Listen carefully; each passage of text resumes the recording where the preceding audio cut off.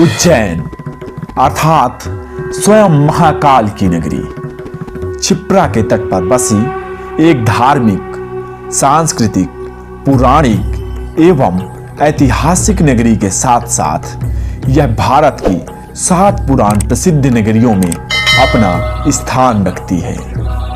पुराणों में सप्तपुरी यानी 7 मोक्ष नगरी का वर्णन है, उसमें उज्जैन नगरी भी शामिल है। प्राचीन काल में उज्जैन में हजारों मंदिर स्थापित किए गए थे, इसलिए उज्जैन को मंदिरों की नगरी भी कहा जाता है। यहाँ महाकाल ज्योतिर्लिंग के अलावा 84 लिंगों में महादेव अलग अलग रूपों में विराजमान है। प्राचीन काल में यह महान सम्राट विक्रमादित्य की राजधानी हुआ करती थी। उज्जैन को महान कवि कालिदास की नगरी के नाम से भी जाना जाता है। आज की जो नगरी उज्जैन नाम से विख्यात है, वह अतीत में अलग अलग सदी में अलग अलग नामों से जानी जाती रही। अवंतिका, विशाला, प्रतिकल्पा, कुशस्थली, कनकश्रृंगा, अमरावती और उज्जैनी। दोस्तों, माँ शिप्रा में स्नान करके बड़ा आनंद आया और बहुत ही ठंडा पानी है और सर्दी का मौसम है।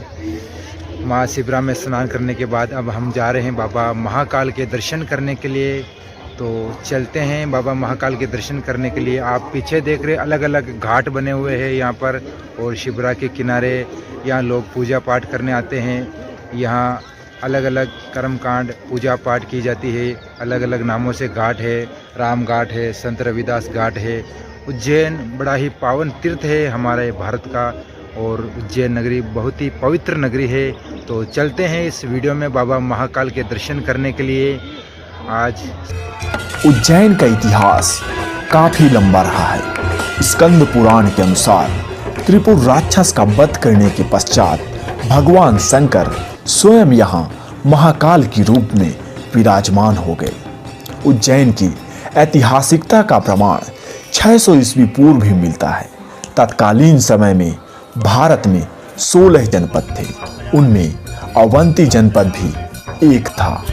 अवंती उत्तर तथा दक्षिण इन दोनों भागों में विभक्त होकर उत्तरी भाग की राजधानी उज्जैन तथा दक्षिणी भाग की राजधानी महिष्मती थी। जय श्री महाकाल। दोस्तों, अब हम जा रहे हैं बाबा के दर्शन करने के लिए। मंदिर के अंदर प्रवेश कर लिया है और पीछे पूरा महाकाल लोक, और कुछ ही देर में बाबा के दर्शन करेंगे। और बाबा महाकाल सभी पर कृपा करे, सभी पर अपना आशीर्वाद बनाए रखें। देश भर में 4 स्थानों पर कुंभ का आयोजन किया जाता है: हरिद्वार, नासिक, प्रयाग और उज्जैन।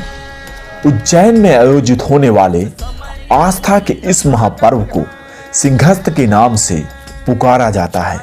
उज्जैन में प्रति 12 वर्ष में सिंहस्थ महापर्व का आयोजन होता है। सिंहस्थ आयोजन की एक प्राचीन परंपरा है। इसके आयोजन के संबंधों में अनेक कथाएं प्रचलित हैं।